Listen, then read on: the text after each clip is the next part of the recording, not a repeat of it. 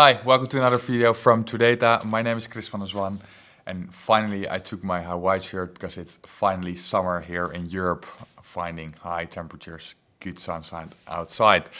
But we're not discussing summer in this video, we're discussing which Microsoft contract type is the most optimal for your organization. And that could be quite tricky to choose because there are so many options and also diverse per license type, so it could be quite hard to choose your right path and the right contract and the commercial direction you want to go. So we're discussing that in this video, so let's jump into it.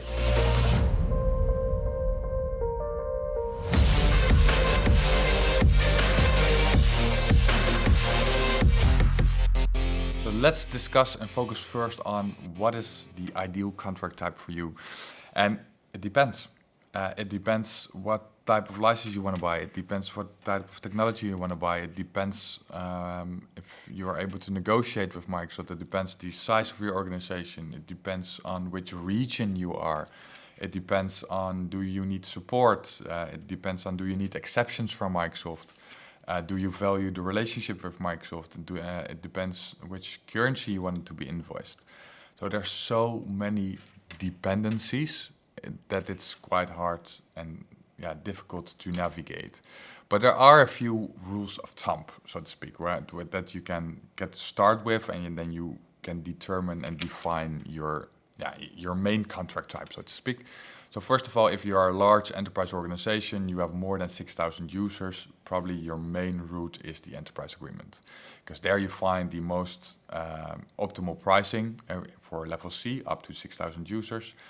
It's a contract you could negotiate with Microsoft. There are exceptions available, step-ups, add-ons. You find all different cloud licensing available. You could define personas and be able to be creative in the different licensing options. So that's probably your first go-to route. But that doesn't say that that will count for all your Microsoft licenses. Because take, for example, if you're a large enterprise organization, your headquarter and your current EA is in Europe, and you're buying your on-premise licenses. So then for your on-prem licenses, you're probably better off procuring that in an MPSA through the US, because today there the pricing is lower. So you could benefit from that through the MPSA contract if you have an office out of the US. So this is already saying that it's back to the dependency. It depends a lot on what you want to procure, where you want to procure it, and what is then the most optimal way for you. Another example is Copilot, right? With the introduction of Copilot, and I've said this already in multiple videos, Microsoft doesn't have the different levels of level A, B, C, and D in pricing. No, for every organization, the Copilot license is the same pricing. Here you could probably benefit and find the best commercial in the CSP type of license. So this already gives you then 3 contract types. And is that manageable? Is that beneficial? Is that in the end, giving you the best commercial, but from a management perspective, are you then overcomplicated? Or doesn't that matter that? So these are the things to navigate, but use the rules of thumb to start with, and then you can pick your alternatives outside of that. Are you a smaller organization, smaller than 2,400, and you're fixed to a level A in an EA agreement, then most likely the CSP is for you the way to go, because there you find the most commercial, best optimal solution for your licenses. But it also has its limitations, because from if you are from a customer, CSP doesn't have that, and the offer is not available in that program. So then you fall directly back to the EA. So also there, the rule of thumb is lower than 2,400 CSP is your first direction, unless you have different options needed for exceptions and so on. So we have made an overview with the most important points to discuss and to highlight the differences between the different contract types, between enterprise agreement, we call it an indirect Microsoft customer agreement. We call that CSP. And we have a direct Microsoft customer agreement, so it's the same terms and conditions from a legal point of view. There are differences in the way of billing, partner-led lead or Microsoft lead, but we will discuss that later on. And we have the MPSA, the Microsoft Products and Services Agreement, what is existing also for a long time already. So what are the differences in the different contract types? So we start with the cloud services. Can you buy every cloud service through all these agreements? Yeah, probably you can, right? So in the enterprise agreement, yes, everything is available except Azure, so Microsoft, or you could have still the Azure part in the server and cloud environment, but Microsoft is not extending that, so it's end of life, and you will need to procure that later in the MCA direct agreement or the CSP through the indirect market. So everything there is available in the MCA. For the CSP, you could buy all cloud services, same for the direct market.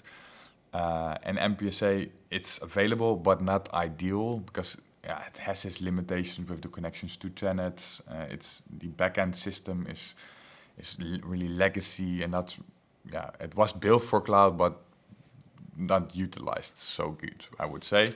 And also LSPs are finding it hard to manage these MPSA contracts, which also makes it hard for you in the admin portals. But everything is available, but that doesn't say it's the best contract type to choose from. Because if we zoom into the availability, right? If we zoom into, for example, discounted SKUs, like from SA, it's only available enterprise agreement and not in the Microsoft customer agreements. And this is giving you 15% head start, right, of the pricing, because Microsoft, when you went from on-prem to cloud, you were able to procure these more cost-effective licensing options. And that's only available in EA. So that's good to be aware of. Same for the server and cloud enrollment, what's available under the EA enterprise agreement. And you can find better offerings for when you standardize on SQL Core Infrastructure Suite, Windows Server and System Center, and Visual Studio. And that's not available in the MCA type direct or indirect markets. These licenses are available in the MPSA, but it's not giving you the 5 or 15% head start what the server and cloud enrollment will do with standardization. Then another type of zooming more into the details is the flexible licensing options. And with flexible licensing options, I mean step-ups, add-ons, the creative way when you're building personas in your organization. For example, the Entra Step-Up P2 doesn't exist in the MCA agreements. So if you want to have a step-up, if you have contracted E3 or F type of licenses, you need to procure a full P2 Entra license in CSP, while you get a more favorable pricing option in the EA. That counts the same for exceptions, right? If you need amendments that is giving you commercial exceptions that more users could use one and the same license type, for example, they're simply not available in the MCA type of agreements, but only in the enterprise agreement. So this is really important to know and to start and navigate your negotiations with Microsoft and the right contract path to choose. Because if you directly choose for the CSP and didn't navigate with these availabilities, yes or no, you're by default paying too much on your licenses and probably are not aware of that. So that's good to know in detail. So let's continue a bit. Also a good question is, who is managing that contract, right? And this is quite new because normally it was by default partner together with Microsoft, right? Enterprise agreement, a lot of organizations are aware of that. Then you have a difference between indirect and direct enterprise agreement, where direct Microsoft is invoicing you, but the partner is managing the contract. And with indirect, it's the partner who's invoicing and managing your contract. With the MCA, you have a little bit the same structure, but we call that the indirect MCA, we call that CSP, where it's an indirect market, so the partner is invoicing you. But also here, the requirement from Microsoft is that the partner's giving you support. That could be beneficial because you get not only the license, but you get also support from your partner. So it's probably a good cost saving if you now have a support contract elsewhere or a direct support contract with Microsoft. Then the direct MCA with Microsoft, that's managed by Microsoft and Microsoft only. So there is no LSP, there is no partner in between any longer. So also this is very good to be aware of because probably your LSP is still doing a lot of activities for you, managing, or you automate certain activities, or they do the reservations for you. They manage your volume licensing service center, or you have a managed service with them. That's not longer available in the MCA. Microsoft will manage that contract for you, or probably you need to do it yourself. So you need to be aware of that because you need to implement those activities and administration in your organization. MPSA, indirect market, the partner is managing your licenses, but also invoicing your license and from a billing perspective. Talking about billing, also here the MCA is making a big difference because the MCA is by default fixed and based on the US dollar. What does that mean is that you have monthly FX rates to calculate. So that also means that your invoice, if it's monthly and not a year subscription, doesn't have any price protection, changes every month. So this is huge, right? Because from a budget perspective, that's quite challenging if your invoice is changing every month. And if you do an MCA where you have an annual billing, it could mean that every year your bill will change because the FX rate will apply onto your local currency. You could overcome this by requesting, if you are located in Europe, for example, you want to be invoiced, or your current invoice is based on your local currency, you could change that to US dollar. But yeah, do you have an USD bank account or not? So how do you play that? So you need to be aware of that so that you could counter it and implement other strategies to overcome the risks it will bring you. Then the program availability and the commercial fit different. So the program availability is when you could enter into such an agreement, right? An enterprise agreement is from 500 users for commercial, but for 250 for non-commercial accounts, and that will differ per region and per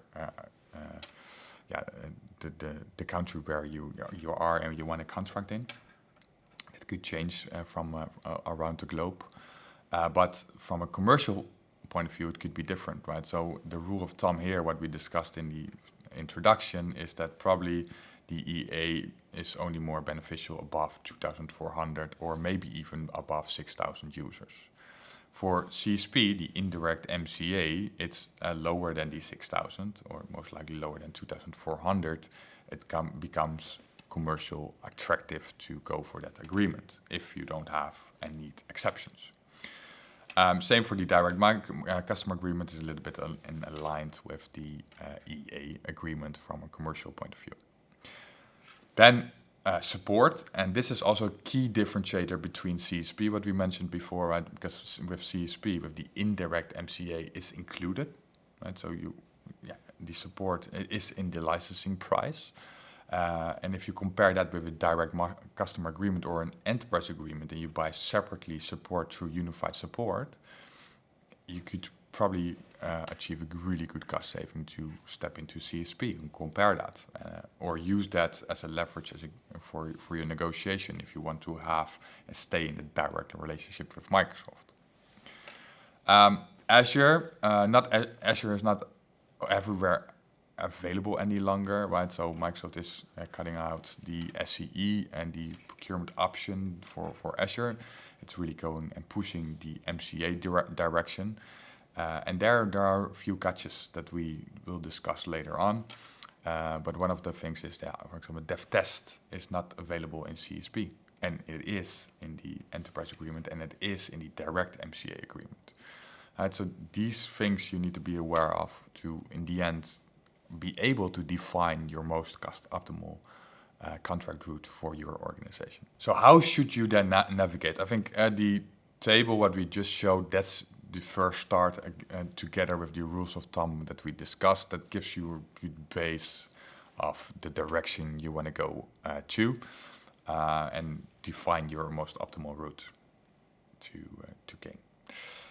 So I think to close off, what do you need to know? What are the gotchas? What I think the most important things and the differences between the contract types is one, the MCA, we already discussed that this is based on the dollar, right? And you are facing monthly FX rates or annual FX rates. And this comes with the implementation of the price harmonization strategy Microsoft implemented 2 years ago. That 2 times in a year, in the beginning and in the so in Q1 and in Q4, Microsoft will harmonize its exchange rates to you. So that means that your invoice will change based on the FX rates. Second one is the CSP. It's only a price lock for 1 year.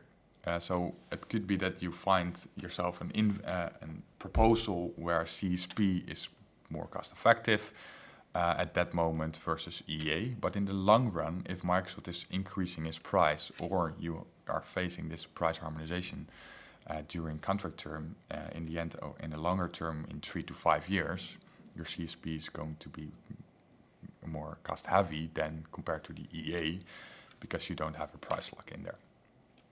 Another thing is CSP doesn't have all the possibilities in the licensing options, right? Not the setups, add-ons, the creativity. So if you're really into defining profiles, for example, you're less flexible and there's less to gain in the creative way of optimizing your licensing estate.